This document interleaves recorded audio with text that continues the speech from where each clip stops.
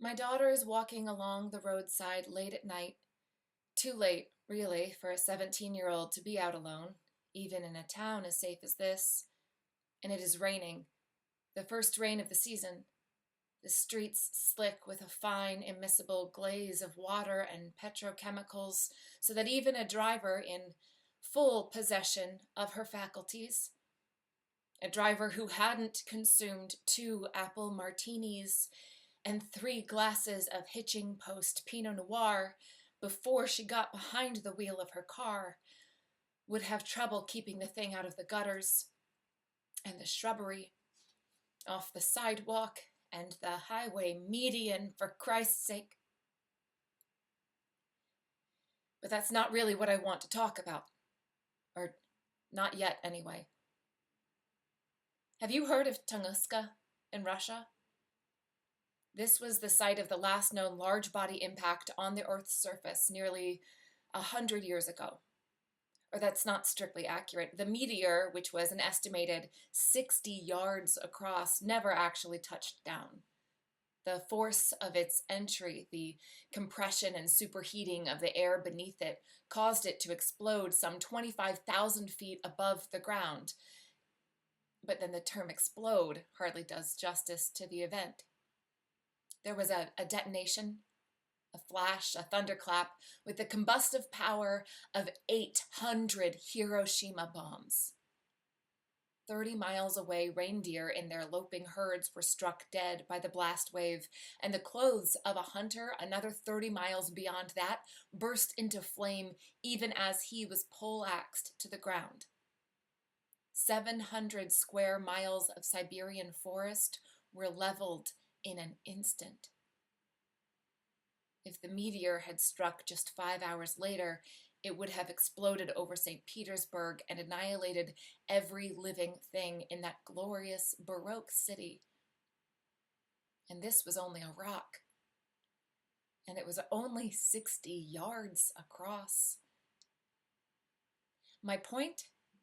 You'd better get down on your knees and pray to your gods, because each year this big spinning globe we ride intersects the orbits of some 20 million asteroids, at least 1,000 of which are more than half a mile in diameter. But my daughter, she's out there in the dark and the rain walking home. Maureen and I bought her a car, a Honda Civic, the safest thing on 4 wheels, but the car was used, pre-owned in dealer speak, and as it happens, it's in the shop with transmission problems. And because she just had to see her friends and gossip and giggle and balance slick multicolored clumps of raw fish and pickled ginger on conjoined chopsticks at the mall, Kimberly picked her up, and Kimberly will bring her home.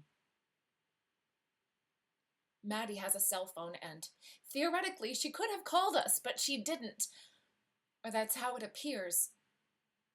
And so she's walking in the rain.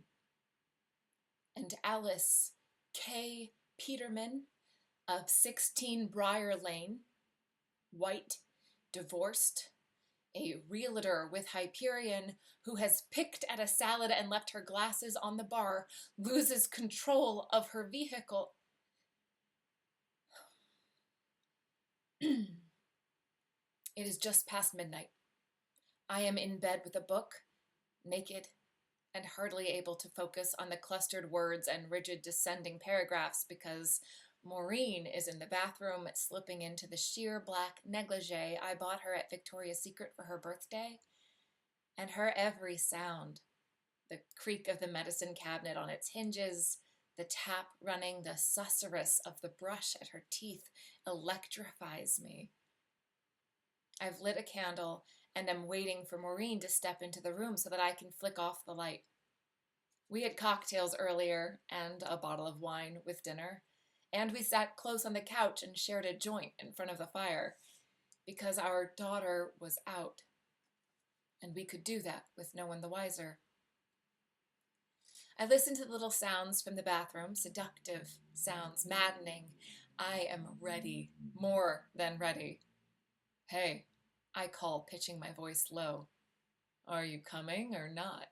You don't expect me to wait all night, do you? Her face appears in the doorway, the pale lobes of her breasts and the dark nipples visible through the clinging black silk. Oh, are you waiting for me? She says, making a game of it. She hovers at the door, and I can see the smile creep across her lips, the pleasure of the moment drawing it out. Because I thought I might go down and work in the garden for a while. It won't take long, a couple hours maybe.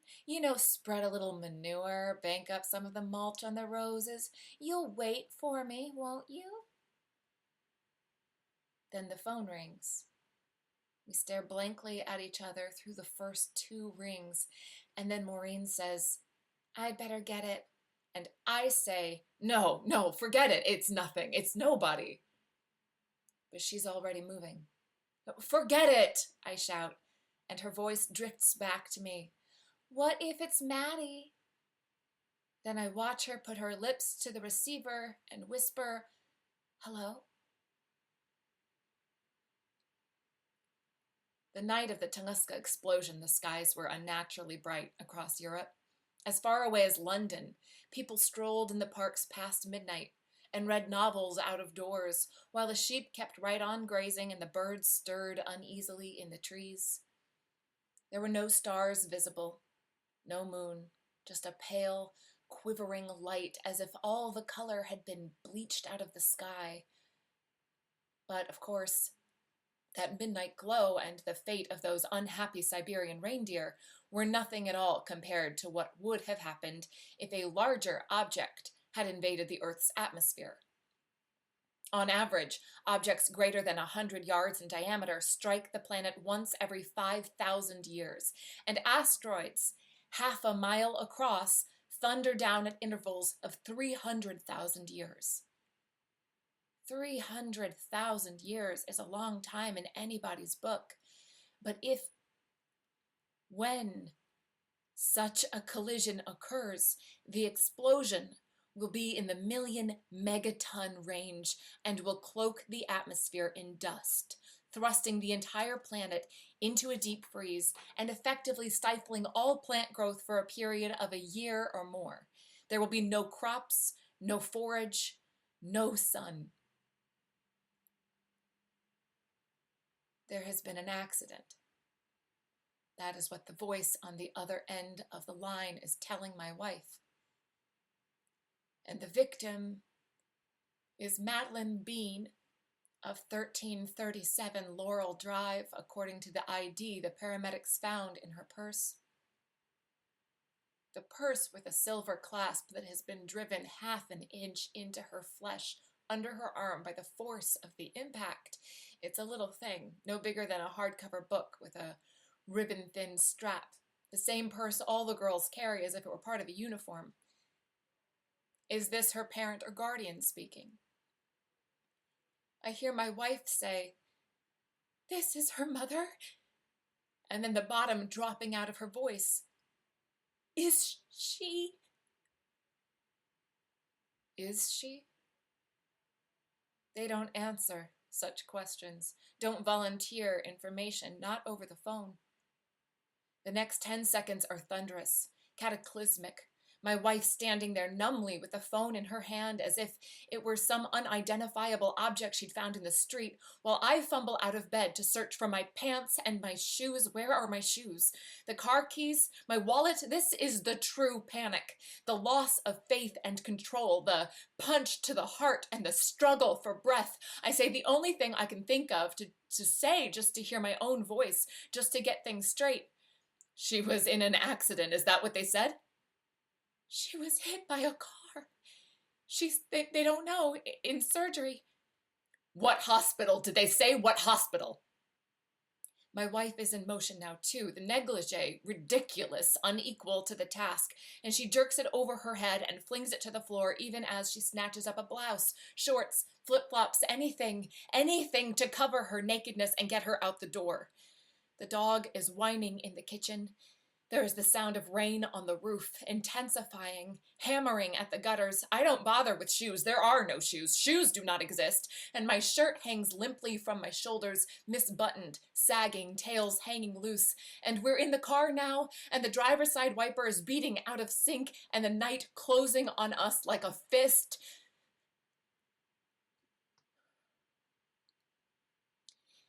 And then there's Chicxulub.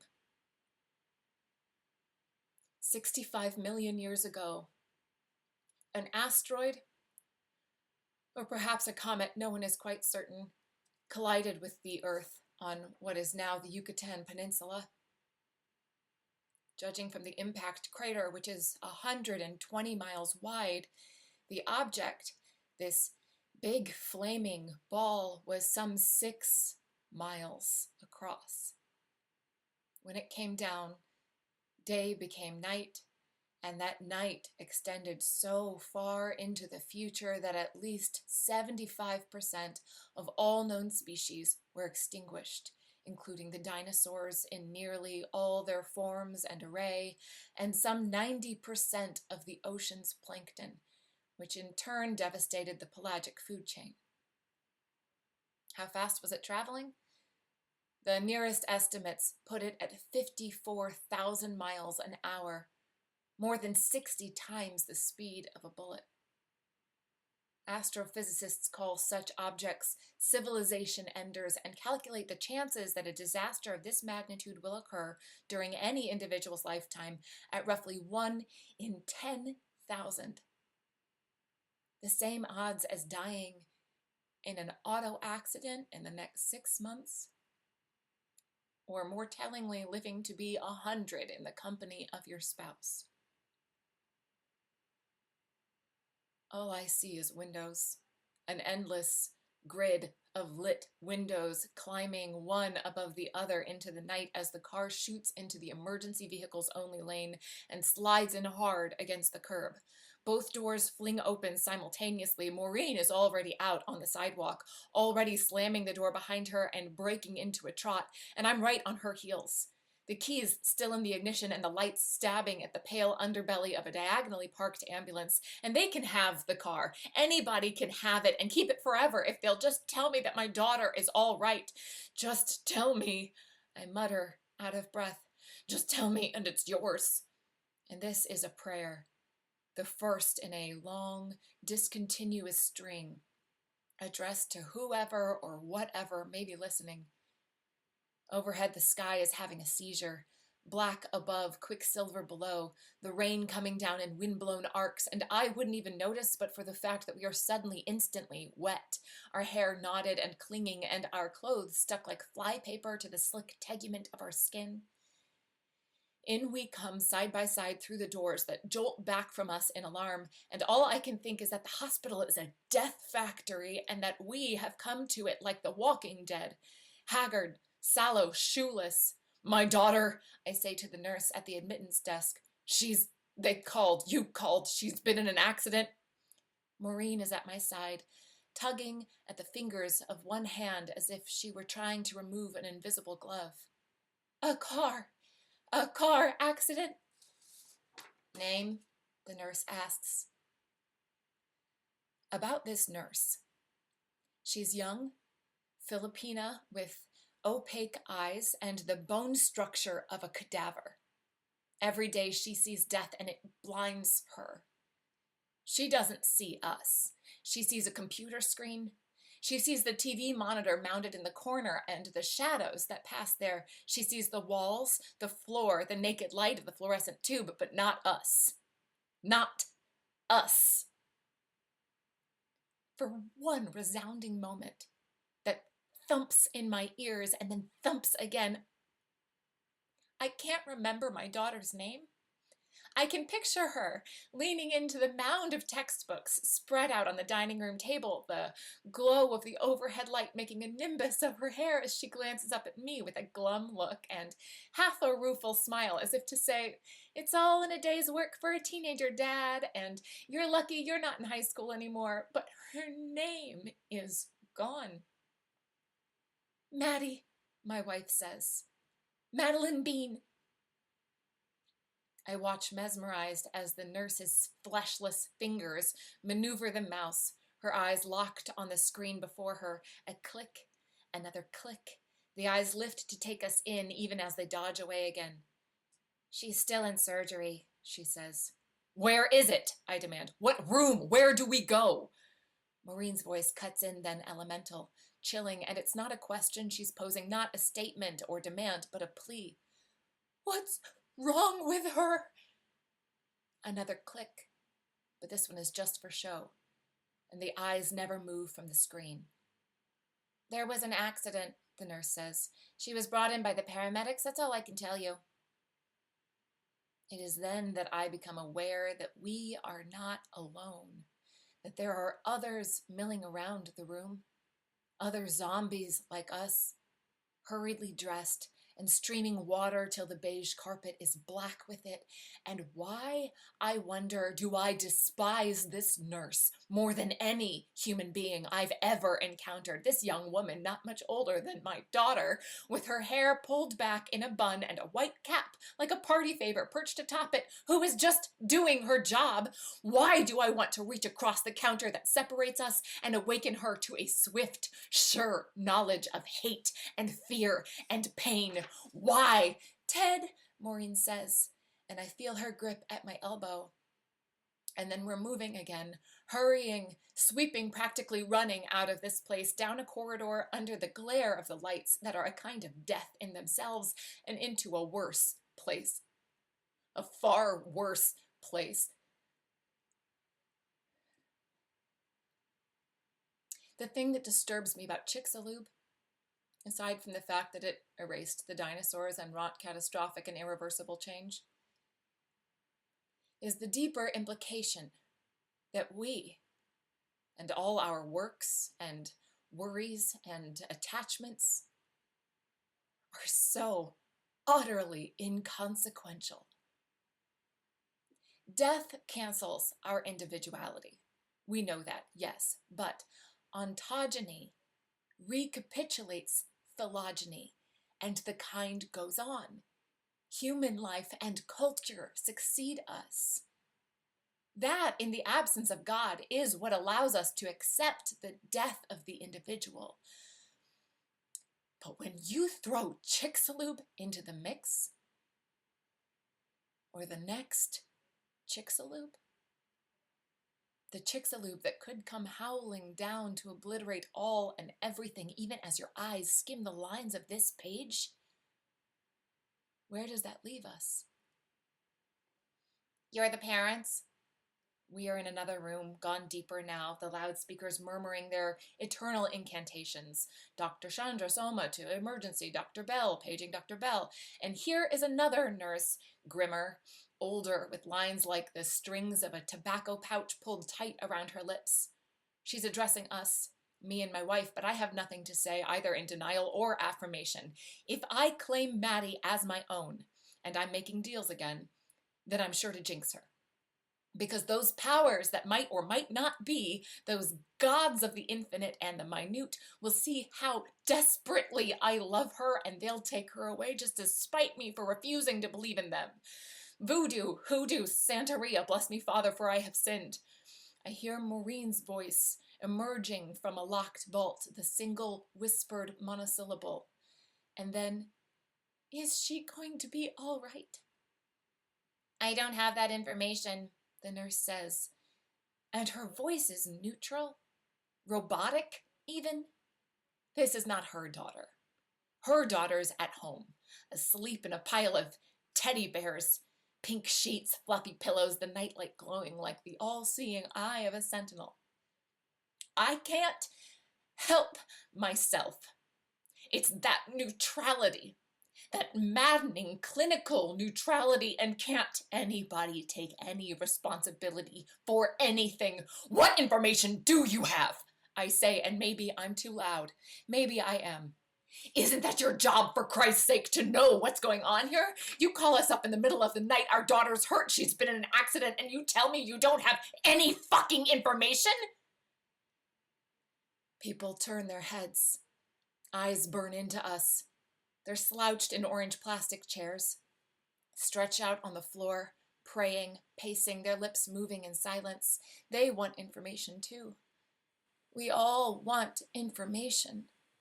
We want news, good news. It was all a mistake. Minor cuts and bruises, contusions, that's the word. And your daughter, son, husband, grandmother, first cousin twice removed, will be walking through that door over there any minute. The nurse drills me with a look, and then she's coming out from behind the desk. A short woman, dumpy, almost a dwarf, and striding briskly to a door which swings open on another room, deeper yet. "If you'll just follow me, please," she says. Suddenly sheepish, I duck my head and comply, 2 steps behind Maureen. This room is smaller, an examining room, with a set of scales and charts on the walls and its slab of a table covered with a sheet of antiseptic paper. "Wait here," the nurse tells us, already shifting her weight to make her escape. "The doctor will be in a minute." "What doctor? I want to know. What for? What does he want?" But the door has already drawn closed. I turn to Maureen.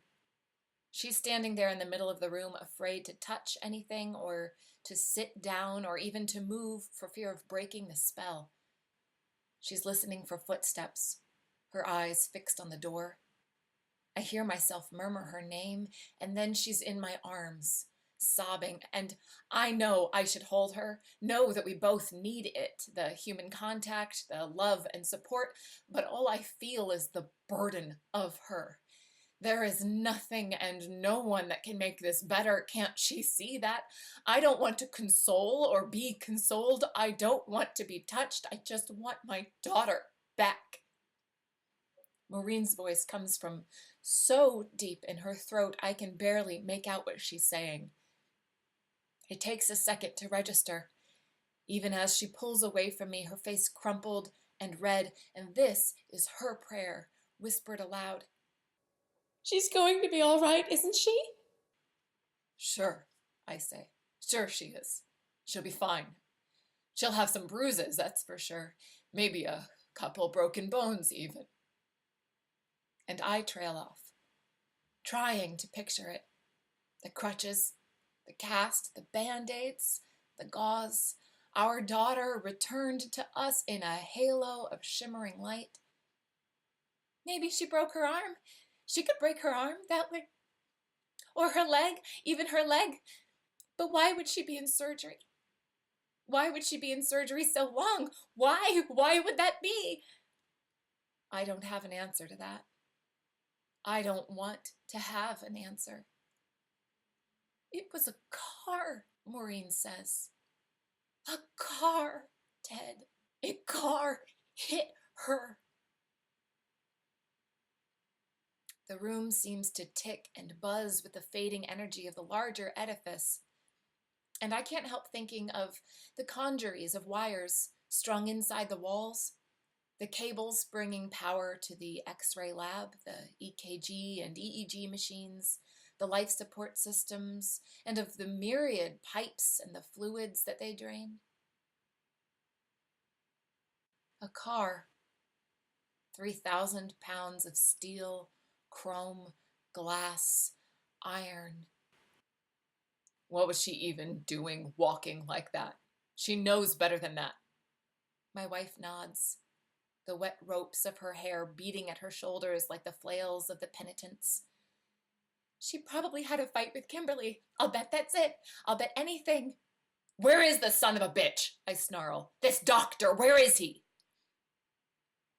We are in that room, in that purgatory of a room, for a good hour or more. Twice I thrust my head out the door to give the nurse an annihilating look, but there is no news, no doctor, nothing. And then, at 2:15, the inner door swings open, and there he is. A man too young to be a doctor. An infant with a smooth, bland face and hair that rides a wave up off his brow, and he doesn't have to say a thing, not a word, because I can see what he's bringing us, and my heart seizes with the shock of it. He looks to Maureen, looks to me, then drops his eyes. "I'm sorry," he says.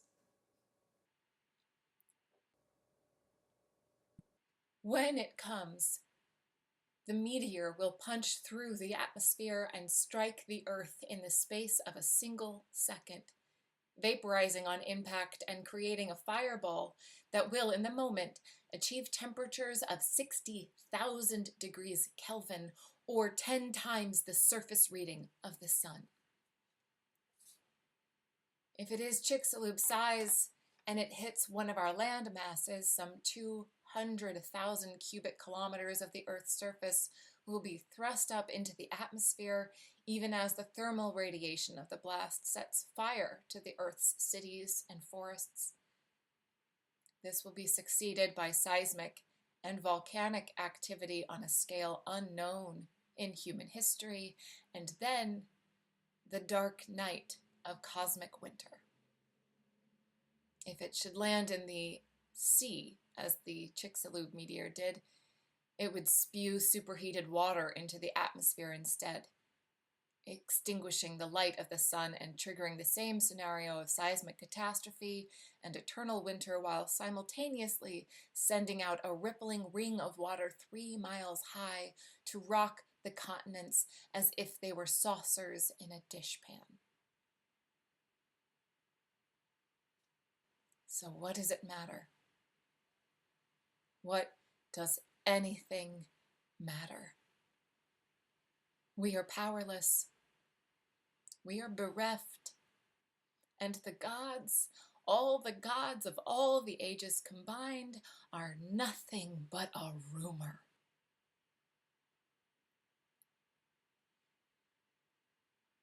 The gurney is the focal point in a room of gurneys.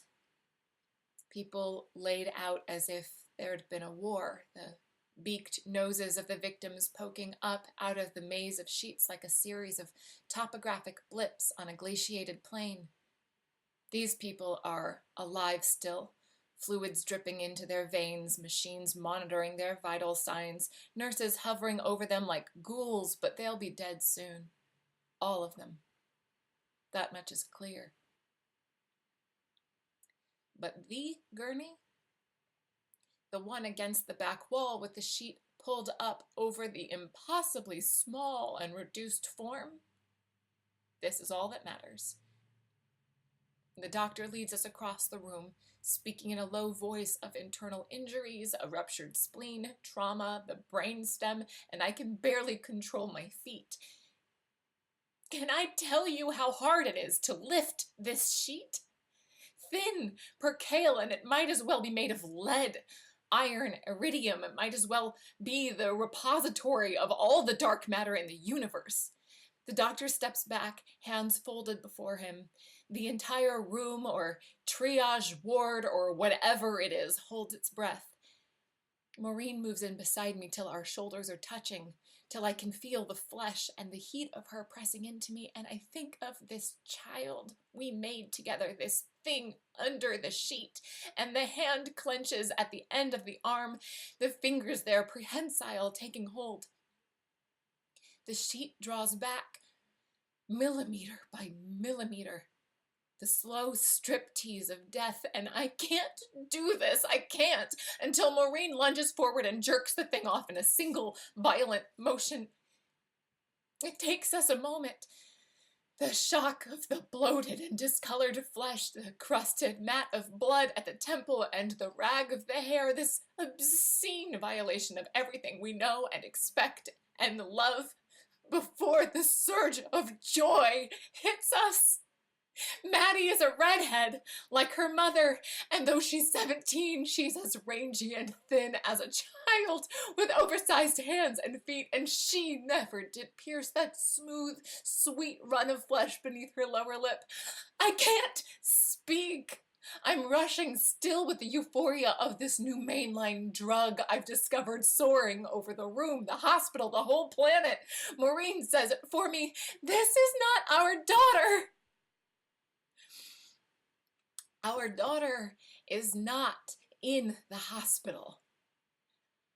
Our daughter is asleep in her room, beneath the benevolent gaze of the posters on the wall. Brittany and Brad and Justin, her things scattered around her as if laid out for a rummage sale.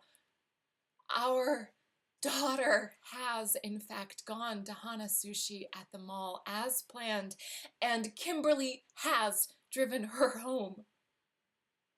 Our daughter has, unbeknownst to us or anyone else, fudged the rules a bit.